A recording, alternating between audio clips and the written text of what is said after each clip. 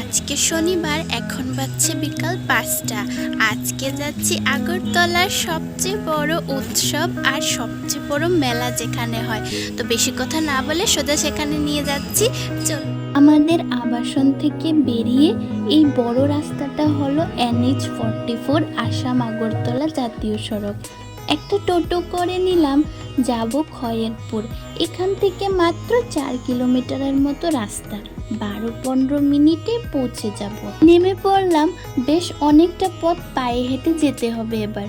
টোটো আর সামনের দিকে যেতে পারবে না, কারণ রাস্তার দুপাশেই বসেছে জমজমাটি মেলা, ত্রিপুরার ঐতিহ্যবাহী খার্চি মেলা ২০২৪। দোকানিরা সব নিজেদের পসরা সাজিয়ে বসেছে, রং বেরঙের কত রকমারি জিনিস।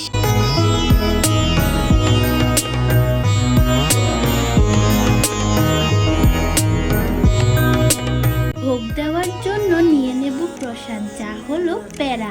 এনারা সুদূর উদয়পুর থেকে এসেছেন এখানে। উদয়পুরের মাতাবাড়ির এই প্যারা কিন্তু বিশ্ববিখ্যাত আর স্বাদে অতুলনীয়। আপনারা কে কে প্যারা খেয়েছেন অবশ্যই জানাবেন। জুতোগুলো এই দোকানে রেখে মূল মন্দিরের উদ্দেশ্যে বেরিয়ে পড়লাম আমরা। আকাশটা কি কালো মেঘ করেছে, খুব জোর বৃষ্টি নামবে। খার্চিতে বৃষ্টি লেগেই থাকে, এটা খার্চির একটা বিশেষ বৈশিষ্ট্য। রোদ পড়ার সাথে সাথে মানুষের ভিড় দেখুন। মন্দিরে পুজো দেওয়ার লাইন দেখে চোখ পুরো ছানা ভরা।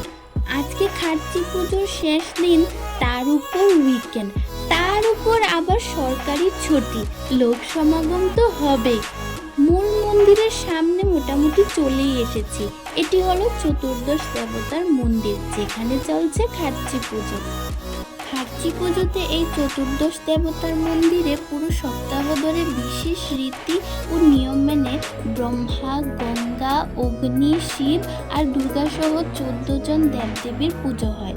পুজোর প্রথম দিনে পবিত্র সাইত্রা নদীতে ১৪টি দেবতা মূর্তি স্নান যাত্রা দিয়ে পুজোর সূচনা হয়। প্রতিটি মূর্তিকে সুসজ্জিত করে এই নাট মন্দির আঙ্গনে রাখা হয় পুণ্যার্থীদের দর্শনের জন্য। আমরাও পুণ্য দর্শন করে নিলাম। নাট মন্দির থেকে বেরিয়ে মন্দিরের আরেকটি অংশে এসে দাঁড়ালাম। এখানে চলছে বাতাসা লুট আর সিঁদুর খেলা। আর এই যে লাল টুকটুকে মূর্তিটি দেখছেন, এনাকে অনেকে বুড়ি মা, আবার অনেকে ছোট মা বলে ডাকেন। সবাই এনাকে সিঁদুর দিচ্ছেন আর পায়ের সিঁদুর মাথায় নিচ্ছেন।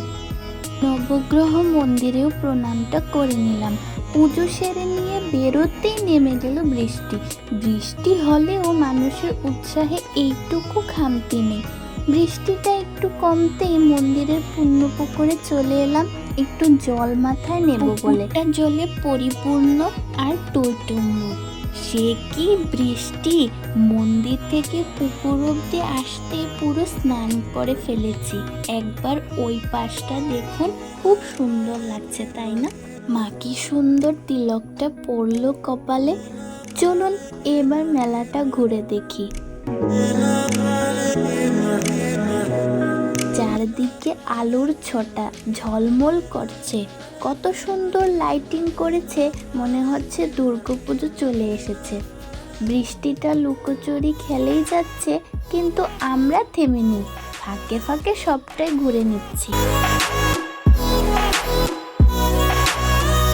একটু জিলেপি নিলাম। মেলার জিলেপির স্বাদটাই আলাদা। পাশে ছিল চাট, গরম গরম চাট এই বৃষ্টিতে ভালোই লাগবে।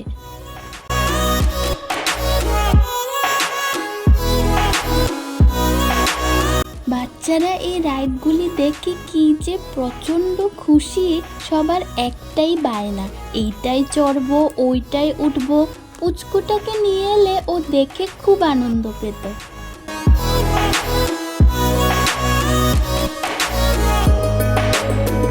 খুব বৃষ্টি হচ্ছিল আর জোরে জোরে হাওয়া বইছিল, তাই রাইডগুলো কিছুক্ষণের জন্য বন্ধ ছিল। সবাই দেখলাম একটু ফটো তুলছে, আমিও ২-৪টে সেলফি তুলে এলাম।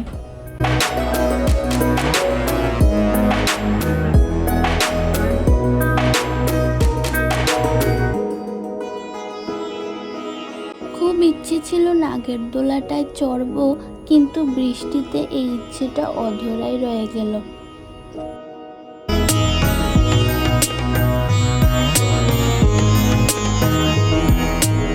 বৃষ্টিতে এতটাই ভিজে গিয়েছিলাম যে আর দাঁড়াতে পারছিলাম না। এবার সত্যি সত্যি একটু ঠান্ডা লাগছিল, তাই তড়িঘড়ি বাড়ির দিকে রওনা হতেই হলো। ত্রিপুরা রাজ্যের ত্রিপুরী সম্প্রদায়ের উপজাতিদের সবচেয়ে বড় উৎসব হলো খার্চি পূজা। অম্বুবাচীতে পৃথিবী মাতা ঋতুমতী হন, তাই অম্বুবাচীর পর আচারিকভাবে পৃথিবীকে পবিত্র ও পরিষ্কার করতে পালিত হয় খার্চি পুজো।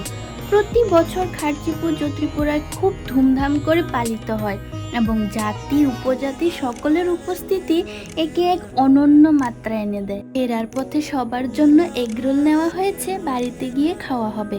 চলুন, এই বছরের খার্চি পুজো সগৌরবে শেষ হলো। সকলের আগামী বছরের খার্চিতে আগাম আমন্ত্রণ জানাই। ব্লগটা কেমন লাগলো অবশ্যই জানাবেন। আজকের জন্য টাটা।